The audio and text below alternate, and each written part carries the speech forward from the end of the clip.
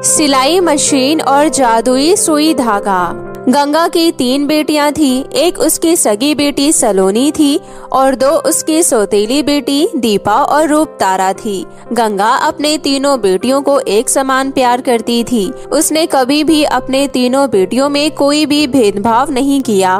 उसने जिस लाड प्यार से अपनी बेटी को पाला, उसी लाड प्यार से उसने अपनी सौतेली बेटी को भी पाला। आज गंगा अपने जीवन के आखिरी पल गिन रही थी।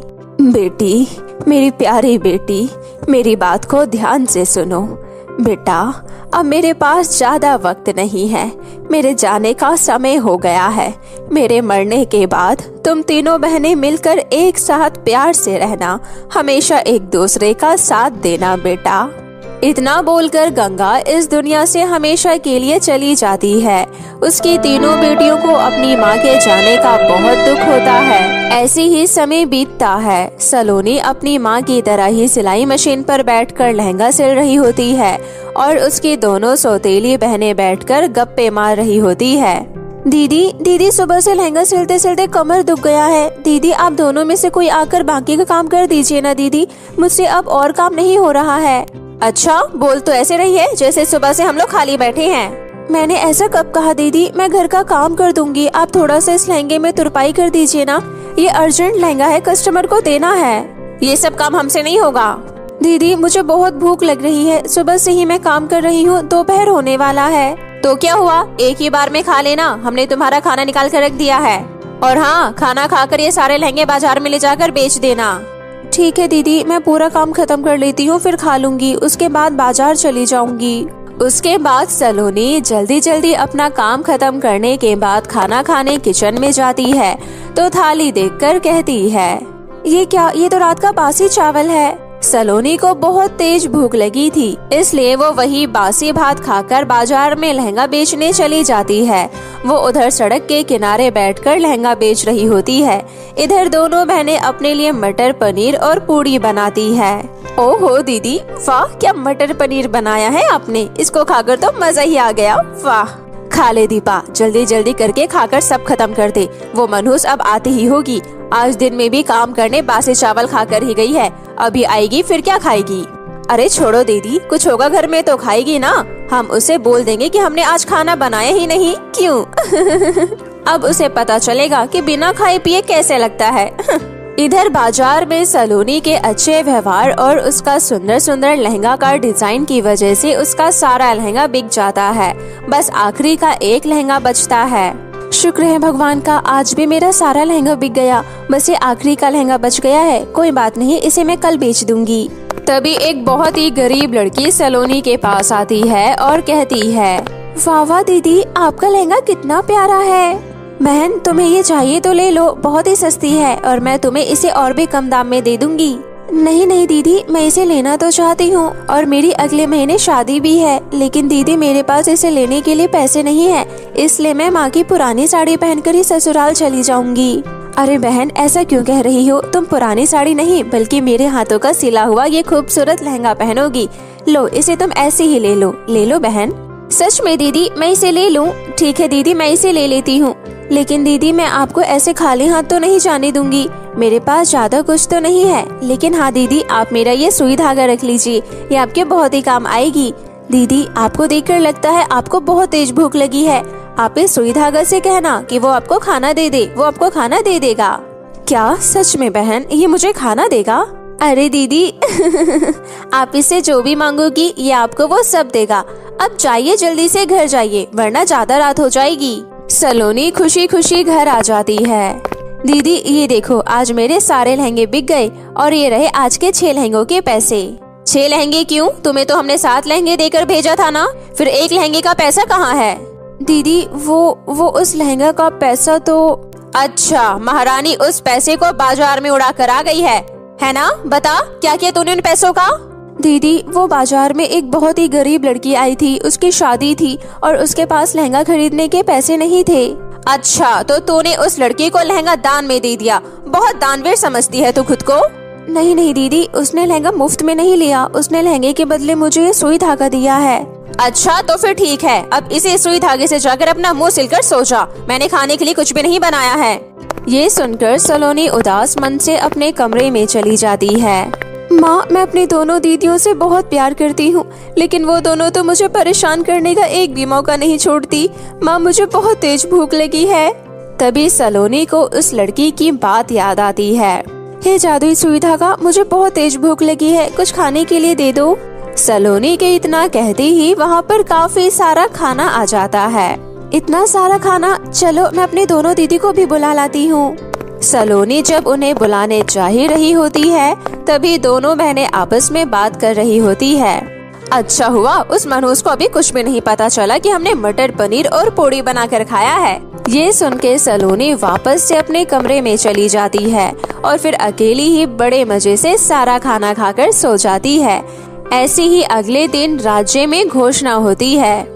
सुनो सुनो सुनो, आज राज्य में राजकुमारी राजनंदिनी की शादी है और इसी उपलक्ष्य में गांव के सभी लोगों को महाराज ने शाही दावत में आने का निमंत्रण दिया है। सभी लोग इस दावत में जरूर आए। दीदी, आपने सुना राजमहल से आमंत्रण आया है? कितना मजा आएगा वहाँ तो कई राज्यों से अलग अलग राजकुमार भी आए होंगे। हाँ, हम दोनों बहनें अच्छे से तैयार होकर राजमहल में जाएंगे।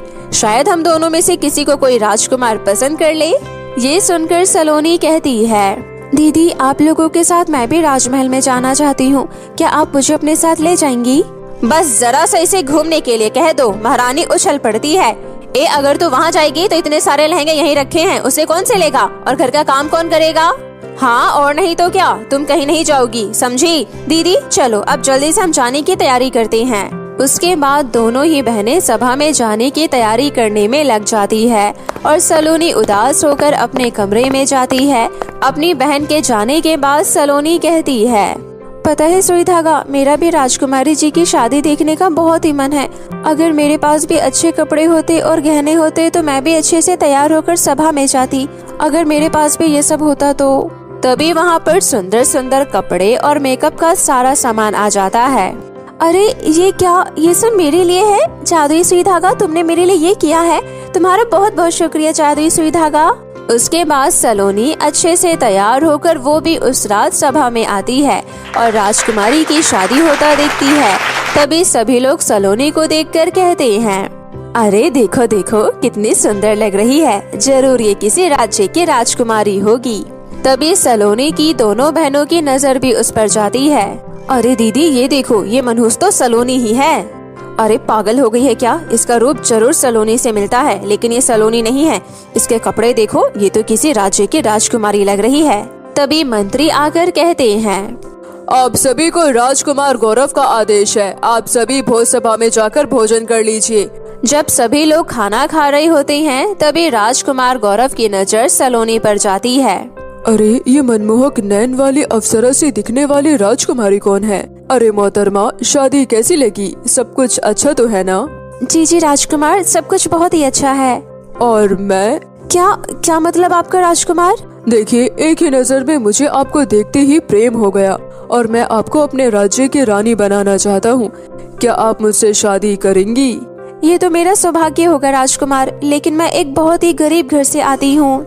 हमें उससे कोई दिक्कत नहीं है। हम आज इस सभा में ये ऐलान करते हैं कि हम सलोनी से अगले ही हफ्ते शादी करेंगे और आप सभी लोगों को हमारी शादी में फिर से सादर आमंत्रित किया जाता है। ये सुनकर सलोनी की दोनों बहनें हक्की बक्की रह जाती है। दीदी, ये फटीचर तो हमारी ही छोटी बहन है, लेकिन ये यहाँ आई कैसे? और इसके पास इतने अच्छे कपड़े आए कहाँ से? दीदी, मैं आपको बताने ही वाली थी, ये सब मेरे जादुई सुई धागा का कमाल है। अब घर चली दीदी, हमें घर चलकर शादी की तैयारी भी तो करनी है। उसके बाद तीनों बहनें घर चली जाती है। कुछ दिन बाद ही सलोनी की शादी राजकुमार के साथ हो जाती है और वो रानी बनकर महल में ठाठ से जिंदगी बिताने लगती है और उसकी दोनों बहनें अपने जलन और ईर्ष्या की वजह से हमेशा सलोनी को देख देख कर जलती रहती है। मायके से प्यारा ससुराल और सास। कंचन जब 1 साल की थी तभी उसकी माँ उसे इस दुनिया में छोड़कर चली गई थी, जिसके बाद उसके पिता राम सागर ने कंचन की देखरेख के लिए रूपती नाम की महिला से दूसरी शादी कर ली। शुरू में तो रूपती कंचन का ख्याल रखने का दिखावा करती है, लेकिन कुछ सालों बाद ही वो अपना असली रूप दिखाना शुरू कर देती है। माँ मुझे बहुत जोरों की भूख लगी है, कुछ खाने को दे दो। जब से इस घर में शादी करके आई हूँ तब से मेरा जीना दुश्वार कर दिया है इस लड़की ने। कभी ये दे दो तो कभी वो दे दो, इसका तो कुछ करना पड़ेगा। ए लड़की इधर आ और कान खोलकर मेरी बात को सुन। मैं कोई तेरी नौकरानी नहीं हूँ, इसलिए तू मुझसे कुछ भी करने को नहीं कहेगी। और हाँ, आज से घर का सारा काम तू करेगी, उसके बाद ही तुझे खाने को मिलेगा, समझी? पर माँ मुझे तो घर का कोई काम नहीं आता है। जब पेट में खाना नहीं मिलेगा तब अपने आप ही तुझे सब काम आ जाएगा। अब जा और जाकर घर के झूठे बर्तन धो, समझी? हाथी जैसी बढ़ती जा रही है लेकिन काम नहीं आता महारानी को। कंचन रोते रोते बर्तन धोने लगती है। तभी उधर से राम सागर आता है। अरे रुपती, ये सब क्या है? तुम कंचन से काम क्यों करा रही हो? आपको घर के काम में बोलने की जरूरत नहीं है जी। मैं जो भी कर रही हूँ इसी के भले के लिए ही कर रही हूँ। बेटी है, अभी से घर का काम नहीं करेगी तो घर संभालना कैसे सीखेगी? आखिर इसे दूसरे घर में जाकर यही सब तो करना है। यहाँ आप तो बैठा कर रख लोगे इसे घर में, लेकिन वहाँ पराए घर में जाएगी तब ताने तो मुझे ही सुनने को मिलेंगे ना। सौतेली ही सही, लेकिन मैं भी माँ ही हूँ इसकी। वो सब ठीक है, लेकिन अभी वो बच्ची है, उससे ज्यादा काम मत करवाओ। अच्छा सुनो, मैं काम से बाहर जा रहा हूँ, कुछ महीने बाद आऊँगा, तब तक कंचन का ख्याल रखना। इतना बोलकर राम सागर चला जाता है और राम सागर के जाते ही रुपती का व्यवहार कंचन के प्रति और भी क्रूर हो जाता है।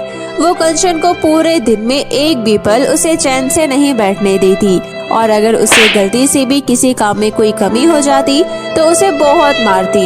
एक दिन गलती से कंचन से रुपती की साड़ी जल जाती है।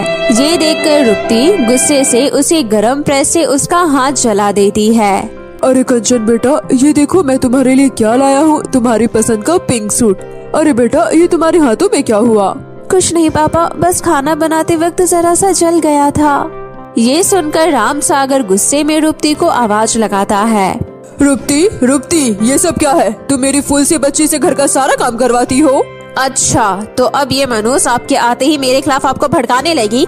अरे करमजली, सच सच बता, मैंने तेरा हाथ जलाया है क्या? नहीं नहीं पापा, माँ का इसमें कोई दोष नहीं है, जाने दीजिए ना पापा। हाँ हाँ, बाप के सामने कैसे सती सावित्री बनने की कोशिश कर रही है? अरे मैं तो तंग आ गई तुम्हारी बेटी से। एक घर का काम बोल दो तो कभी हाथ जला लेती है तो कभी खाना जला देती है। बस इसे तो घूमने के लिए छोड़ दो। अरे पूरे गांव के लोग थू थू कर रहे हैं इस पर। तुम कहना क्या चाहती हो? साफ साफ कहो। देखो जी, सौतेली ही सही लेकिन मैं भी माँ हूँ इसकी। जो भी कहूँगी इसके भले के लिए ही कहूँगी। इसके लक्षण कुछ ठीक नहीं है। मैं तो कहती हूँ हमारी नाक कटे इससे पहले ही कैसा भी लूला लंगड़ा लड़का देखकर इसकी शादी करवा दो। माँ, मैंने आखिर आपका क्या बिगाड़ा है? आप मेरे साथ ऐसा क्यों कर रही हो? मनोज, अब ये बताओ क्या तेरे बाप को तेरे कारनामे? चुप हो जाओ तुम दोनों और अपने कमरे में जाओ। राम सागर अपनी बेटी से बहुत प्यार करता था, इसलिए वो एक अच्छे घर में रिश्ता देखकर अपनी बेटी की शादी करा देता है। शादी के बाद विदाई के समय जब कंचन अपनी माँ से मिलने जाती है। माँ, मैं इस घर से जा रही हूँ। आपने आज तक मुझे जो भी प्यार दिया उसके लिए शुक्रिया। बस बस, अब ज्यादा ड्रामे करने की जरूरत नहीं है। निकल यहाँ से और खबरदार जो दोबारा इस घर में कदम भी रखा तो। इतना बोलकर रुपती गुस्से से उसे धक्का देती है, लेकिन तभी कंचन का पति कैलाश वहाँ आता है। अरे कंचन, क्या हुआ? तुम अचानक गिर कैसे गई? कुछ नहीं जी, वो जरा सी मेरी सैंडल कलट गई थी। कंचन रोते रोते अपने पति के साथ अपने ससुराल आ जाती है। ससुराल में कंचन की सास तारावती अपनी नई बहू का बहुत ही अच्छे से घर में स्वागत करती है और उसे गिफ्ट में सोने का हार देती है। ये ले बहू, ये हमारे घर की खानदानी जेवर है। ये मेरी तरफ से तेरे मुंह दिखाए का तोहफा है। आज से ये घर तुम्हारा है बेटी, और हम सब भी अब तुम्हारे अपने हैं। तुम्हें कभी भी किसी भी चीज की जरूरत हो तो बेझिझक मुझसे मांग लेना। अब तुम दोनों थोड़ा आराम कर लो बेटी, बाकी की रस्में फिर करेंगे। शुक्रिया माँ जी। उसके बाद कंचन अपने कमरे में आराम करने लगती है और कब दोपहर के 12 बज जाता है उसे पता भी नहीं चलता। वो जल्दी से हक बका कर उठती है। हे भगवान, ये क्या हुआ? मेरी पहली रसोई है और मैं दिन के 12 बजे तक सो रही हूँ। अब तो माँ जी मुझ पर बहुत ही ज्यादा गुस्सा करेंगी। कंचन जल्दी से बाथरूम की तरफ जाती है। तभी बाथरूम से कैलाश नहाकर बाहर आ रहा होता है और दोनों एक दूसरे से टकरा जाते हैं। तभी उधर से तारावती भी आ जाती है। अरे बच्चों, ये क्या कर रहे हो? कम से कम दरवाजा तो बंद कर लेते। माँ, ऐसा कुछ नहीं है, वो तो हम बस ऐसे ही टकरा गए थे। कोई बात नहीं बेटे, अभी ही तो तुम्हारे दिन है खेलने कूदने के। अच्छा, अब तुम दोनों जल्दी से फ्रेश होकर बाहर आ जाओ, मैंने खाना लगा दिया है। माँ जी प्लीज मुझे माफ कर दीजिए, पता नहीं कैसे पर सुबह मेरी आँख ही नहीं खुली। कोई बात नहीं बेटी, शादी की थकान की वजह से नींद नहीं खुली होगी। अपनी सास की बात सुनकर कंचन की आंखों में आंसू आ जाता है। अरे माँ जी ने तो मुझे डांटा तक नहीं, लेकिन अगर वही मेरी माँ होती तो।